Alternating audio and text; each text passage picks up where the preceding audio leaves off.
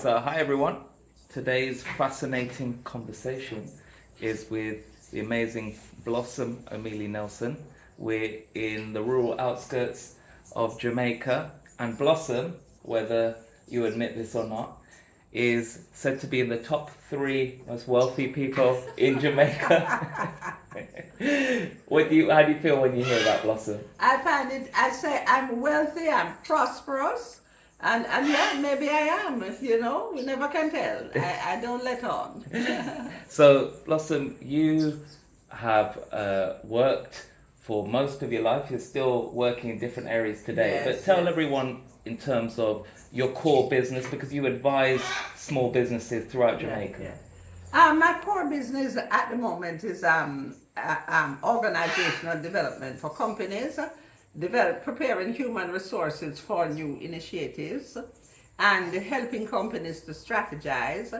I have a primary interest as being the chairman of the Jamaica Association for Microfinancing. This is the people who lend money, microloans. I've been in that field for decades, and so that is one of my passions.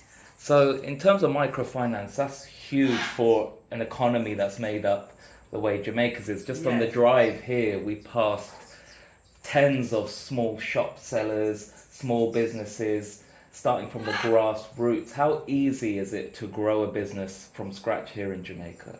Well, the failure rate is very high, but the success rate is those that succeed can do very well.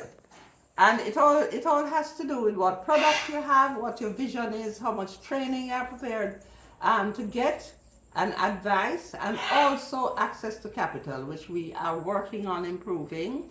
There's still a gap there, but we have a national development bank that helps. But we need to raise more private capital and venture capital. So we need to move into that space, people who want to provide equity rather than loans. But we do make an effort to move into that. We're working. We're now regulated the microfinance sector, which is going to bring some order to it. And we're working on financial literacy as well. And as I say, if we can get the type of capital that we need, it would be fantastic.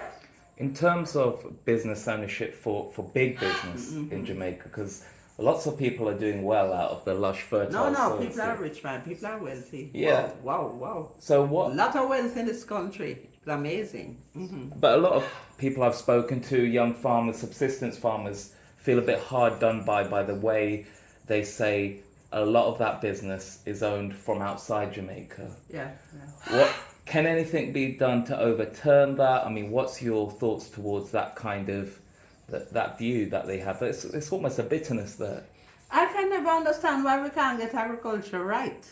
You know, I grew up in an era where we had agricultural extension officers, where the counsel and guidance was widespread. Now I think we are trying to digitize, because what happens is that everybody plants tomatoes, and then they rot in the field. Because everybody plants carrots, and you need to have a national plan.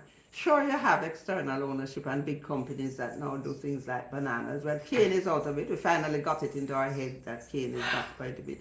But we have not come up with a proper plan for the sugarcane lands. As a matter of fact, some of our best lands we want to do for housing.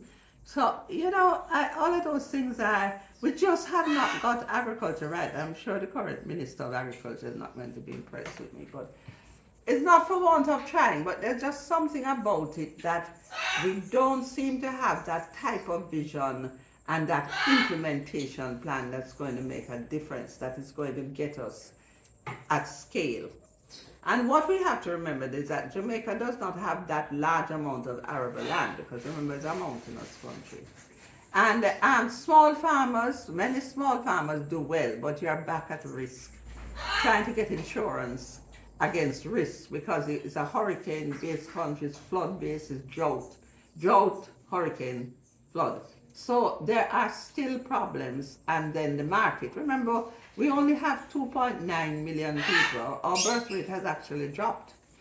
And if we had 5 million people, we would have much more buoyancy in our economy. So we have to look to export and value added, because we still have primary products. Some people are working on the value added, but they need support in marketing, they need support in quality control. It's a very complex thing. I mean, you have worked for several years supporting small businesses. What do you see as the sort of one or two of the most common areas of failure? Where do people go wrong? They go wrong in vision and scale. You know, like you're just too small, so you can't employ too many people, and you can't accumulate wealth because you're really living day to day. That's the problem. You know, you're living day to day. How do you break out of that?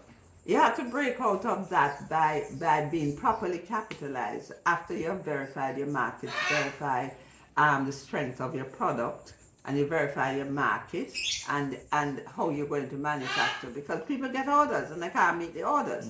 So the Jamaica Promotions had actually tried this grouping people, you know, like there's a model in Italy where people would all come together to fill orders. But I don't think it had worked very well. It had clusters of people. But getting it to work very well, you see, because that cluster would allow you to fill the order. But then everybody has to be working at the same pace, and you have to be getting your raw material. One of the problems we're having is that all the material, mostly all the raw material is imported. Let's say the raw material for agriculture is imported. You have to import the machete, the fork, the plow, everything, the fertilizer. You know, there's this big deal with fertilizer. And the inputs get more and more expensive. And your market is not inelastic. I mean, you can't just charge out and charge out. So that again, your profit margin is compressed. There's a lot of barriers here that you're telling me about that I'm struggling to see how a small-time farmer, a small-time business person in Jamaica will be able to overcome. It feels. Do you think there is a place where people are becoming trapped? It's difficult to break out. We have a saying that you have to be crazy to go into business in the first place, because you have to work hard at it every day. There's no letting up. And chances are you're not going to be able to get beyond a certain point. And this is important. Is that for depressing? you to... Is that? No, because you can make a living. You can make a living with one hardware store. And you can become a magnate and have a hardware store in every town, but you can make a living with one hardware store. But you have to control your theft, you have to know what people want to buy, you look at your inventory, and you do your promotions, and you can send your children to school and buy a house and have a car, right? So social mobility is definitely possible. There are... It is, but I mean, thousands of people are doing it. You know, that's how they live. They raise chickens and they sell it to the chicken company. But the small farmer, his problem is risk and spoilage. You see, and there's not much that you can do about that. You have a good year this year and next year. And there's obviously other sectors, tourism, for example. Tourism is growing, but that is dog eat dog now, because the hotels control where the guests go, because you know we have this all-inclusive thing. So you don't really let the guests out on the countryside. And I see so many of these little wayside bars and shops that serve tourists having to close because the guests are controlled in terms of where they go and what they do. And so for it to benefit the people, because the money from tourism goes back to point of origin. And it's difficult to get. We have a community tourism program with Dana McIntyre. She's fantastic. We went to the same school that I went to. But in Jamaica, the school going to business is very important. You know, people say, "What high school you went to?" And then immediately you're born. So it's not easy. It's not easy. And the professionals also, you know, the people who sell real estate are the ones who do the costing and the engineers. It's always, you have to be just on it. You have to be on it. You're spending a lot of your time now on animal welfare. Yes, that is the latest passion in your long line of passions. Yes, it is. And I wanted to do it long ago, but I was too busy putting food on the table. But now that I'm among the 10 richest, I can spend some I'm sure you got there a while ago. some time on animal welfare. It's a matter of getting the government's attention now, because we have to get the laws changed.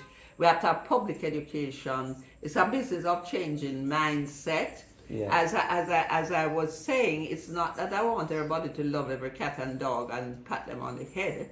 It's for us to look at a civil society. We are talking about a civil society that gives consideration to environment, the things that are alive, the environment around us, each other, and to bring that balance, you know. So it is exciting, it's challenging, but I really hope to make a difference. And you're in your 80s now, although you don't look like you're at your 50s. Yes.